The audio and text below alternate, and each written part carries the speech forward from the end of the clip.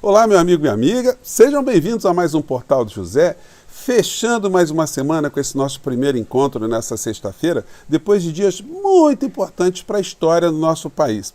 O que aconteceu nesses últimos dias terá impacto muito grande no futuro de muitos personagens aqui no nosso país, sobretudo a figura do ex-presidente da República.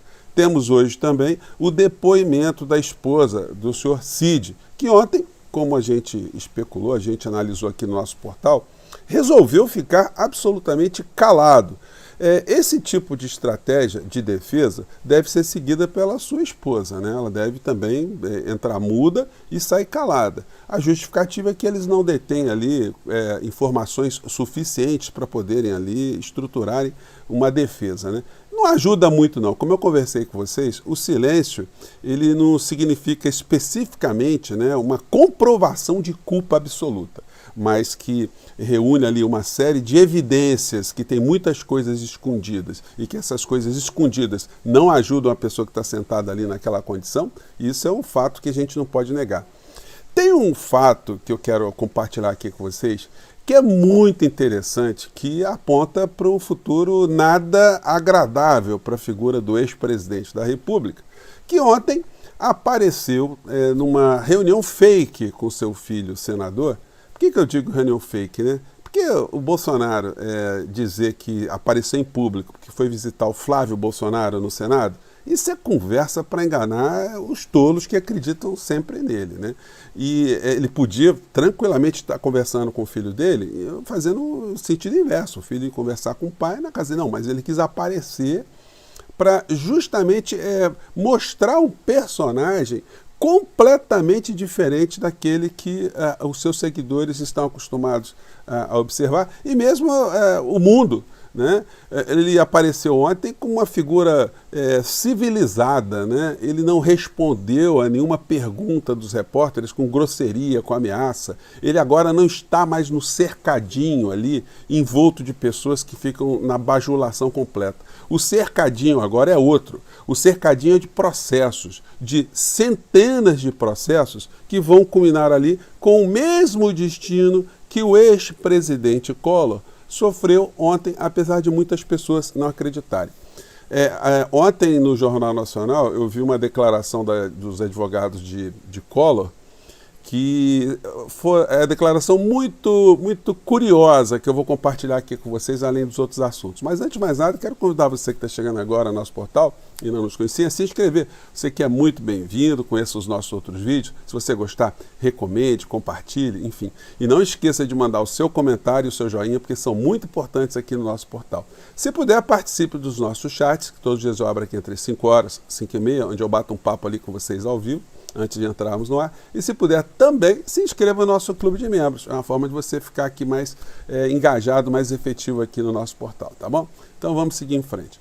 Gente, eu quero começar com vocês com uma questão que muitas pessoas pediram para eu comentar aqui no nosso portal, sobre a possibilidade de haver uma reversão no fim político de Deltan Dallagnol, porque o Arthur Lira, uma vez de posse da informação que o registro da candidatura dele foi fulminado, ele mandou isso para a Comissão de Ética e Disciplina lá da Câmara, o que é uma praxe. Simplesmente eles vão ali formalizar que receberam essa decisão de um Tribunal Superior Eleitoral, dizendo ali que aquela figura que está ali dentro não tem a capacidade jurídica de estar ali. Então, é isso que vai acontecer. Pode haver algum tipo de reversão? Não. O parlamento não pode destruir uma decisão judicial de uma corte superior. Por isso existe nos sistemas constitucionais modernos uma coisa chamada divisão, separação de poderes, para que haja um equilíbrio. Nenhum pode ser superior ao outro. Então, se existe uma lei e essa lei foi submetida, num caso concreto, a um julgamento de uma situação e ela teve um veredito final, não é o outro poder que vai poder destruir, porque senão não teríamos a funcionalidade desse sistema. Então, o Deltan Dallagnol ele vai ter que arrumar uma outra profissão, vai ter que arrumar uma outra atividade, até sofrer aí finalmente os processos, né, que vão eclodir aí após ele deixar a Câmara e perder a imunidade parlamentar. muitas pessoas buscam o Congresso Nacional atrás de uma imunidade. Isso atrasa uma série de procedimentos, desloca a competência para se julgar, enfim. Fica muito mais tranquilo, né, para se fazer uma defesa a longo prazo e buscar a prescrição, o que foi tentado pelo ex-presidente Fernando Collor de Mello. Agora, a situação dele ficou absolutamente sacramentada. E o Deltan Dallagnol, a mesma coisa. Então, estou vendo aqui vários jornais, né, colocando assim, matérias onde o Bolsonaro fez discurso ontem absolutamente dócil, né, aparentemente civilizado, né, mas é porque ele está nesse cercadinho de processos aí. E ele tentou mostrar ali situações de um personagem que parece um fake, né? Um personagem fake dele mesmo. A metáfora que eu escutei, que achei muito interessante, foi alguém que está tentando tirar um coelho da cartola, né? Para se apresentar enquanto um outro personagem, mas ele acabou puxando, foi um siri agarrado no seu dedo polegar, e ele está tentando ali disfarçar a dor, né, do que está acontecendo. E o prenúncio de situações muito ruins que irão acontecer com ele estão sendo dados, e muitas pessoas vão ver por que eu estou dizendo isso aqui. Então ontem apareceu o Bolsonaro fazendo declarações desse tipo aqui, está na matéria do Poder 360. Não é nossa ideia impedir qualquer votação. Nosso partido é grande na Câmara, mas não vamos fazer oposição radical. Puxa vida, não é aos comunistas, aos petralhas, né? Não tem que serem banidos, né? Acabou esse discurso, agora virou amoroso, enfim. Vamos ajudar. Puxa vida, Bolsonaro vai ajudar, ele vai contribuir com o governo Lula. Que coisa bacana, né? Não fala mais nove dedo, ex-presidiário, acabou, não fala mais esse tipo de expressão, agora é o presidente Lula. Poxa, que mudança, hein? Apesar de não simpatizarmos com o governo. Então a questão é de simpatia, a questão é emocional, é afetiva, né? Pois bem, vamos colaborar para que o Brasil não afunde. Eleições de 2022 é página virada. Bom, o discurso totalmente covarde, mentiroso, cínico, né? E até agora ele não reconheceu formalmente, claramente, a derrota que sofreu no processo eleitoral. Não reconheceu o processo, o nosso sistema eleitoral, né? Isso aí sempre fica nas entrelinhas, que ele não está recuando. Mas para quem está observando, vê que é um comportamento de um covarde, né? De um pigmeu mental. Muitas pessoas perguntam assim, como é que o Bolsonaro chegou onde chegou? Gente, eu sempre disse para vocês aqui, e nunca foi, por incrível que pareça, uma agressão pessoal. O Bolsonaro, ele foi um fantoche, foi um ventríloco, um boneco do posto. Ele foi absolutamente funcional para as estruturas que estavam operando por trás dele. Por que explica uma figura que, como eu disse para vocês, limitadíssima, um pigmeu mental, uma pessoa sem caráter, um frouxo, um covarde, um falastrão? Como é que uma figura dessa, um ex-batedor de carteiras, né, em câmaras, em congressos de carteiras dos seus funcionários, que fez isso, ensinou isso para os seus filhos. Como é que uma figura dessa vira presidente do nosso país e passa por uma pandemia, acentuando o número de mortes, não acontece absolutamente nada? É porque essa posição foi absolutamente funcional para as estruturas que estavam operando por trás dele. É a única explicação, e eu sempre gosto de chamar vocês para esse tipo de reflexão, porque não existe acaso nessas histórias. Houve uma engrenagem que possibilitou que ele tivesse a possibilidade de chegar onde chegou. E essa engrenagem, ela tem grupos, poderes que operam com ela o tempo todo. Então, isso explica, né, a existência dessa figura que a cada dia fica mais desmascarada. Matéria de hoje. O ERJ pagou 2 milhões aliados da culpa do PL, de Valdemar, de Bolsonaro, e assessor de Carlos Bolsonaro. Gente, uma rachadinha que foi feita, uma franquia, né? Porque a família Bolsonaro agora virou especialista em fazer franquias de rachadinhas. Então, o governador do Rio de Janeiro vai ter que explicar. É outro que vai ficar também na linha de frente. Vários assessores de parlamentares ganhando fortunas dentro da UERJ, que pagam um salário miserável a professores. Então, isso não pode passar impune, e com essas demonstrações que nós estamos vendo hoje no Poder Judiciário, nós temos que ter a fé e a esperança que essa fila também vai andar para essa gente. Bom, ontem no Jornal Nacional, quando foi dito ali foi feita a matéria sobre a condenação de Collor de Mello, teve uma situação que me chamou a atenção, mas passou muito despercebida para muitas pessoas. Vou colocar só o áudio aqui para vocês.